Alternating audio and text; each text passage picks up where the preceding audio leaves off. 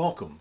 My name is Jeff Israel. I am a board member of Voices of Hope and the co-chair of this year's Yom HaShoah Planning Committee. Thank you for joining us as our community commemorates Yom HaShoah. Last year we gathered together in person as a community, but as you know, for the first time and into the future, we will be practicing social distancing. We thank you for bringing us into your homes this year. The Yom HaShoah Committee had to cancel our original plans just weeks before the commemoration due to the worldwide COVID-19 pandemic. Producing this year's commemoration proved to be challenging, and I'd like to thank my co-chair, Eliana Sandler, and all of the committee members for their hard work that they've done throughout the year.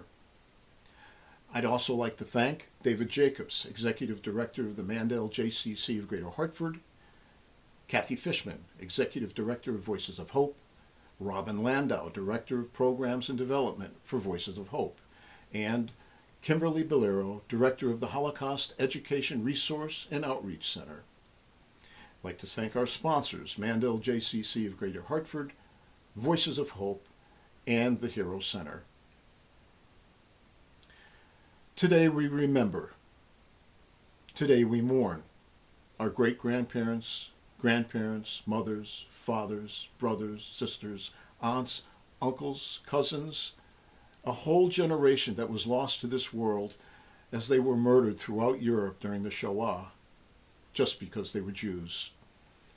For the survivors we honor today, I call all of them heroes, for each one of them have taught us and our generation what it means to be compassionate, loving, caring to one another.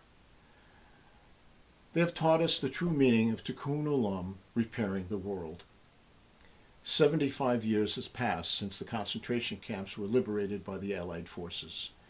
Remembering the past is our duty, but it is not enough. It is our responsibility to secure the future generations of mankind. Elie Wiesel said, and I quote, "When you listen to a witness, you become a witness," unquote. And like so many second, third, and fourth generation survivors, we have been given these sacred stories to pass on, and I carry my parents' stories with me every single day. Yom HaShoah is an important day to us. To us, survivors and refugees are more than just heroes. They are our parents, our grandparents, and great-grandparents, of who we are extremely proud. They have not let the label of being a Holocaust survivor or refugee solely define who they are, with many going on to accomplish truly remarkable and magnificent achievements with a clear and positive message of hope, not hate, despite the tremendous losses they have suffered and unimaginable horrors. But the survivors and refugees somehow managed to piece together their lives to become leaders in a community, act as citizens, and contributors of a wider society. And they have been a shining example to all of us how it is possible to triumph over adversity. It is because of them I will speak as long as I live and pass the message of the first generation, because to us Jews, anti-Semitism isn't just a matter of unacceptable behavior. It has always been a matter of survival. Unfortunately, even as we sit here today, we are once again faced with anti-Semitism and racism. I believe these stories must be heard. Today, I'd like to say thank you. Thank you for all that you have done for your families, your communities, and your country. We have listened, we have learned, and we will never forget. Today, you will hear about the historical significance of this year's commemoration from Avinoam Patt. You will also hear stories from two survivors and their vision of hope for future generations, and how today's social distancing compares to what happened to Jews over 80 years ago. You will also hear from students and what they have learned about the Shoah. Again, I'd like to thank you for joining us. Thank you. Thank you for the opportunity to offer a few words of welcome this year on this most unusual Yom HaShoah v'Hagvura, the date established by Israel's Knesset to commemorate the destruction and heroism of European Jewry. This year, as we sit in our homes, joined together in solidarity as a community engaged in collective remembering, we remember together. wherever we are. We also note the significance of this year, 2020, the 75th anniversary of liberation and the end of World War II. Certain years in Jewish history are more significant than others. The years 586 BCE, 70 CE, 1492, 1948 all hold a central place in the Jewish historical imagination. 1945 is one of those years. It is a year of triumph and tragedy, a year to be commemorated, celebrated, and memorialized, a moment in both American and Jewish history that must be marked, just as 2020 certainly will be. For the Jewish people, the moment of liberation from the camps of Europe in 1945 was the modern version of the biblical exodus from Egypt. For most Americans, the newsreels screened after liberation marked their first awareness of the full-scale horrors of the Holocaust and the true realization of what America had been fighting for and against. For Jews in Europe, 1945 meant they were liberated, but not yet free. In the spring of 1945, the final Allied push into Germany signaled the end of the war for many of the Jews who had managed to survive the long years in Nazi concentration camps and ghettos. Yet it did not necessarily signal the end of their suffering. Jewish and non-Jewish GIs, some armed with cameras, captured the tragic scenes at the Buchenwald concentration camp, one of the first camps to be liberated by American forces of the 4th Armored Division on April 11, 1945. Although there had been 50,000 prisoners in the camp at the beginning of April, many died in the first days and weeks following liberation.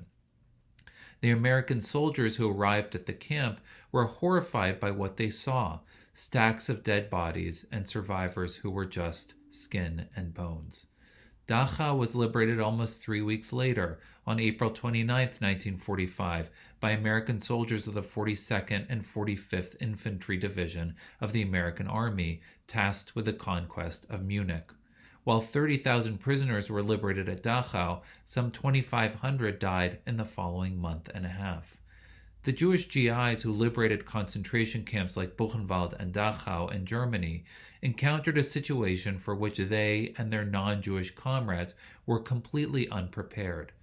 Testimonies from the time used words like indescribable and beyond belief to convey the unprecedented brutality that no one had ever seen before. At the moment of liberation, Jewish GIs possessed a sense of kinship with the Jewish survivors who they managed to save. Jewish soldiers knew usually just enough Yiddish to even say, Ich bin a Yid, I am a Jew. And this expression of solidarity and pride was often enough to bring a smile to the faces of survivors. American Jewish chaplains like Rabbi Herschel Schachter, the first chaplain to enter Buchenwald after its liberation on April 11, 1945, and Rabbi Abraham Klausner, the second rabbi to arrive in Dachau, would be instrumental in helping to bury the dead, enabling survivors to mourn those who perished, organize prayer services, help those whose families had survived manage to locate one another, basically help survivors come back to life. By the spring of 1947, just 2 years after liberation, some 250,000 Jewish DPs crowded Central Europe. While still living in a transitional situation, hoping for the possibility of emigration, displaced persons succeeded in creating a vibrant and dynamic community in hundreds of DP camps and communities across Germany, Italy, and Austria. With the assistance of representatives from the United Nations, the JDC, the Jewish Agency, and other organizations, they established schools, most of which focused classes on preparing Jewish youth for a future in the land of Israel, teaching Hebrew language, Jewish history, Jewish literature, and more. In an important sense, it was the survivors of the Shoah who demonstrated to the Jewish world just how they would recover from the greatest catastrophe to ever befall the Jewish people, setting the agenda for commemoration, historical writing, cultural responses, and more, while beginning their lives anew. Let us bear their example of remarkable courage and resilience in mind as we mark this extraordinary Yom HaShoah, 75 years after liberation. When you're the one to survive, you can't quite believe you're alive, because you have no more tears left to cry, but still have the mind to ask, why? Why you out of everyone else? Why you but not your sisters and brothers? Why you but not your fathers and mothers? Why not your uncles and aunts and cousins? Why not your classmates and neighbors and friends? Why not that beggar, that teacher, that mechanic, or that man who sold fresh bread? There is no answer that can be given to you, or at least nothing that will satisfy the guilt you somehow feel, the one you can't bear to look in the eye. So you make the answer yourself. You put on your jacket and take a book off the shelf. You study or volunteer or tell, or do anything else you think might help. You do it for them, the ones you will never forget. You make the life given to you worthwhile, dedicating it to happiness and those who haven't lived for quite a while. There is a reason that you are still alive. It just took living for you to find it. The original wording of an aphorism by the 18th century Hasidic leader, Rabbi Nachman of Bratslav, which was made into a popular song with altered words, states there are times when humans have to cross an extremely narrow bridge, and the essential thing is not to be overwhelmed by fear. I quote this because today, just as during the Shoah, we have to cross a very narrow bridge. An Auschwitz survivor and psychoanalyst Viktor Frankl taught us that even when we have no control over circumstances, we do have a control over our reactions to them. Today, an invisible enemy lies in wait for us. During the Shoah, we knew the Germans were the enemy, but we also had an invisible enemy. We could never be sure whether a neighbor was friend or foe. Today we are told to act as if everyone is a COVID-19 carrier. During the Shoah, we had to assume that all our neighbors were foes. The big difference is that today we are all on the same side. Both then and now, our places of worship are closed. But whereas during the Shoah our places of worship were destroyed by the government, today we close our places of worship to prevent viral spread. Today we are told to hide, and we call it social separation. During the Shoah we also had to hide our true identity. The difference is that during the Shoah we hid in order to save ourselves. Today we are socially separating in order to also protect others. How can we control our reactions to circumstances? First and foremost, be adaptable and flexible. At the age of 7, I had to adapt to a new name, a new religion, a new language, and a new background. By comparison, adapting to current separation procedures is a breeze. Second, don't give in to pessimism, but face the future with hope. By working together and helping each other, we will overcome this virus. In time, effective therapy and preventive immunizations will become available, and the economy will recover. And years from now, we will be able to exaggerate the difficulties of life today to the next generation. In 1933, the population of Poland also faced a double threat. In addition to the effects of the Depression, the country faced the fury of destructive flooding. My father, a rabbi, wrote the following to his community, quote, "In addition to the general economic depression which hovers above us like a nightmare, bending us to the ground under its burden and darkening the horizon of our lives with gloom and foreboding, in addition to the plague of unemployment, which grinds down the exhausted human being and forces thousands of people who pray for work into an enforced vacation. In addition to all these, unbridled nature has attacked our land. Both humans and animals find their graves in whirling, surging waters. But doesn't our tradition teach us to be thankful to God for the bad as well as the good? Must we really thank God for sending us misfortunes, for the enormity of the destruction? Our teachers were not mistaken. Our hearts are truly filled with gratitude to God when we hear stories of the heroic behavior of people affected by the flood, of examples of the true love of individuals who with heroic generosity endanger their own lives in order to help to save others, of feelings of partnership and brotherhood which enveloped everyone, of instances when Christians saved Jews and Christians saved Jews and in turn were saved by Jews.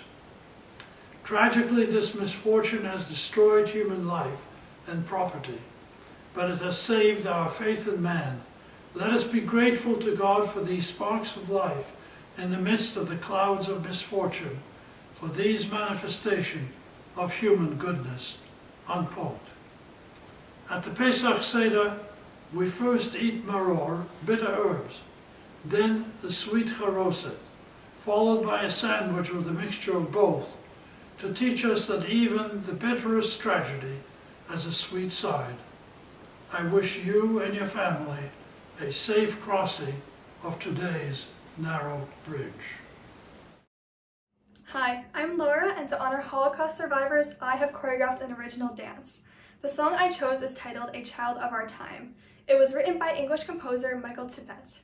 He was a committed pacifist who created the song after he learned about the Kristallnacht. His goal was to communicate a message of tolerance and peace in a time of violence and war. In my dance, I will be using this glowing orb to represent hope for a more peaceful world.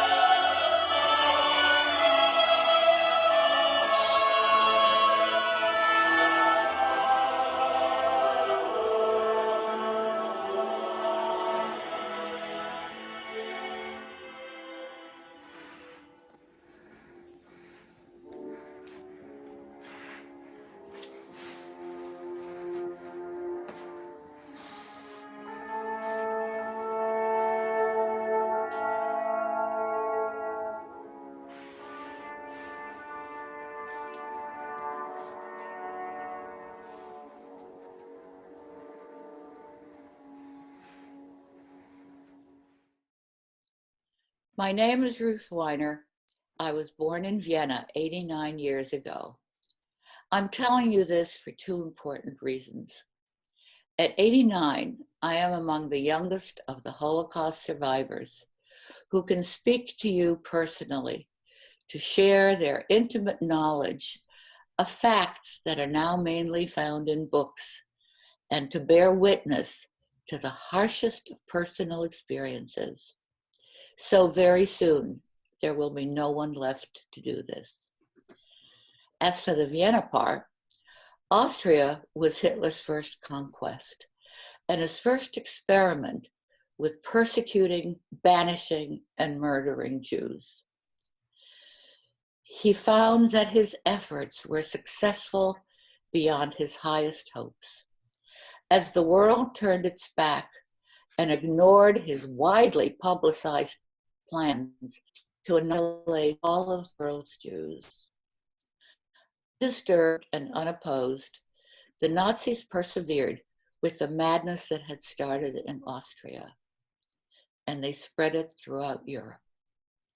And when it was over, there were 6 million dead Jews, 1 of every 3 in the whole world, murdered in depraved, horrible ways previously unimaginable. No one really cared. No one intervened to prevent it. To this day, there are many who deny it.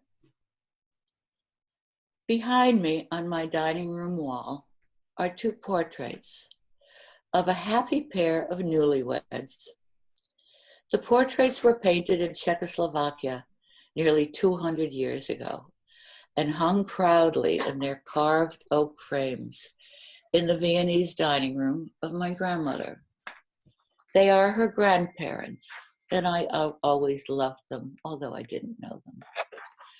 One day, shortly before I escaped Vienna with the Kindertransport, my grandmother, a gentle, genteel, gracious lady, took a kitchen knife, went up to the portraits, and slashed them from their frames.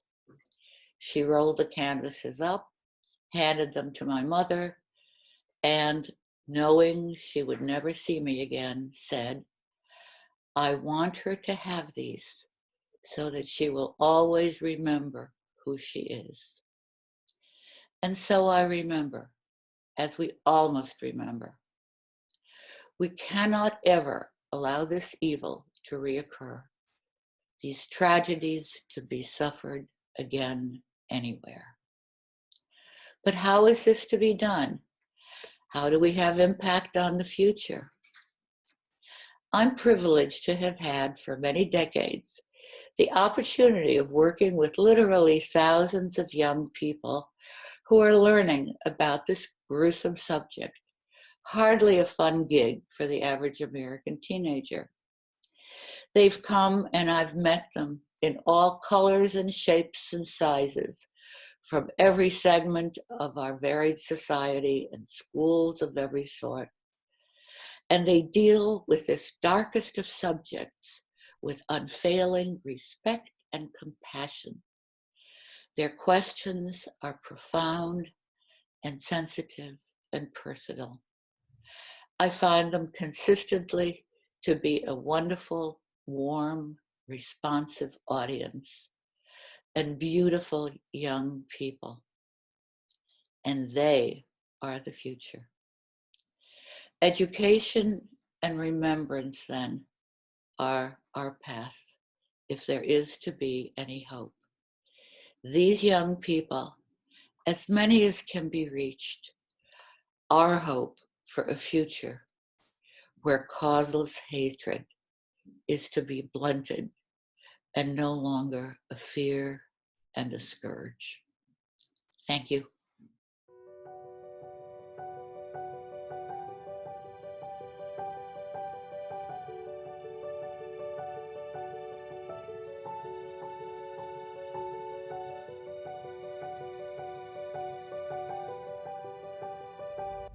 Why do we tell stories?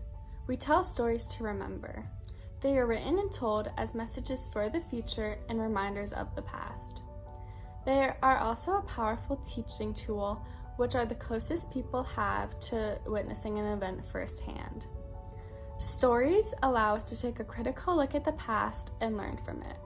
And most importantly, stories convey hope for the future.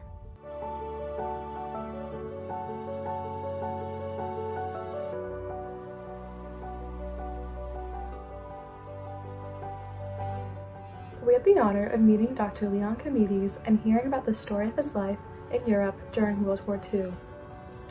Dr. Chameides was only a young child at this time, separated from his family for his own safety.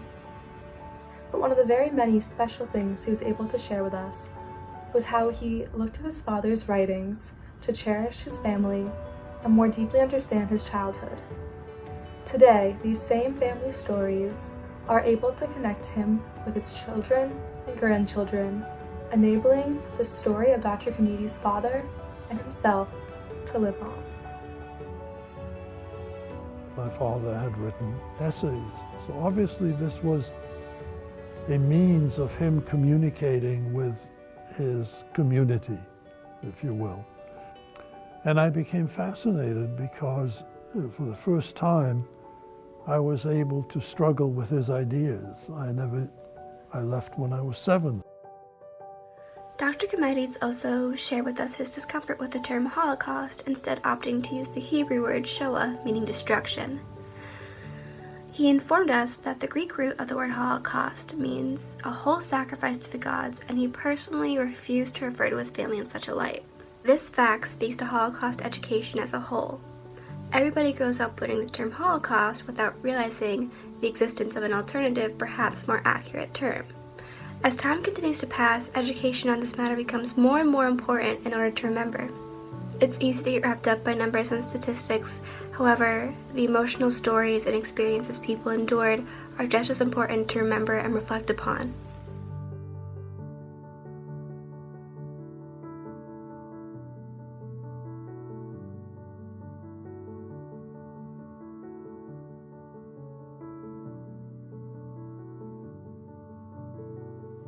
For a long while after the Holocaust, Dr. Chameides never verbally shared his story because it was too emotional.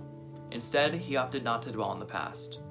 But by choosing to retell some of the darkest parts of his life, he was able to give younger generations, including members of his own family, a deeper understanding of both his own life and the historical situation. Stories that get passed down from generation to generation and have an educational purpose transcend age barriers in ways to allow for a more hopeful future. Stories serve as a message, a warning, and a promise for a better future.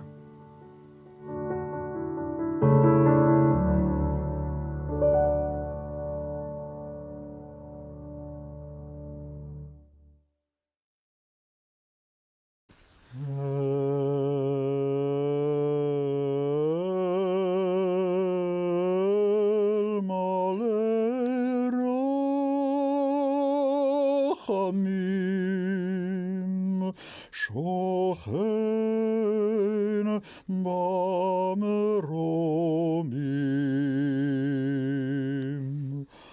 המצא מנוחה נכונה תחת כנפי השכינה. במעלות קדושים וטהורים, כזוהר הרקיע, מזהירים את נשמות כל אחינו בני ישראל. אנשים, נשים וטף,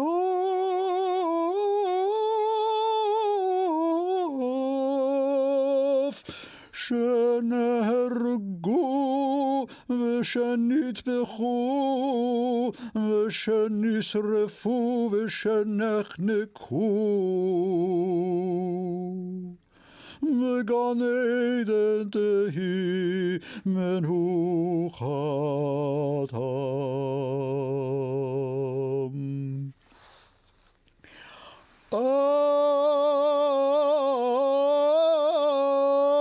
אנה בעל הרחמים, הסתירם בסתר כנפיך לעולמים.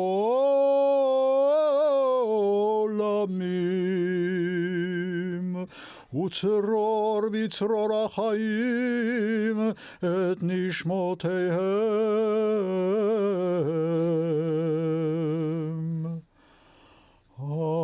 אדוני הוא נחלתם,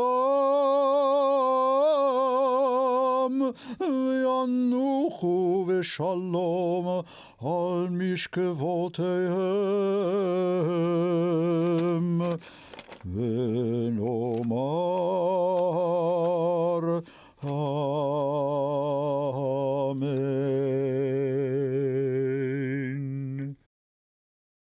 קדש שמי רבה, וילמד דברי חירותי, וימליך מלכותי, בחייכון וביומכון, ובחיי לכל בית ישראל, בעגלה בזמן קריב, ואמרו אמן. יהי שמי רבה, מבורך לעולם ולעולמי עלמיה. יתברך וישתבח ויתפאר ויתרומם ויתנשא ויתהדר ויתעלה ויתהלל שמי לקודשה ברכו לאלה מן כל ברכתה ושירתה תשבחתה ונחמתה תמירם בעלמה ואמרו אמן. יהי שלמה רבו מן שמיות וחיים עלינו ועל כל ישראל ואמרו אמן. עושה שלום במרומו הוא יעשה שלום עלינו ועל כל ישראל ואמרו אמן.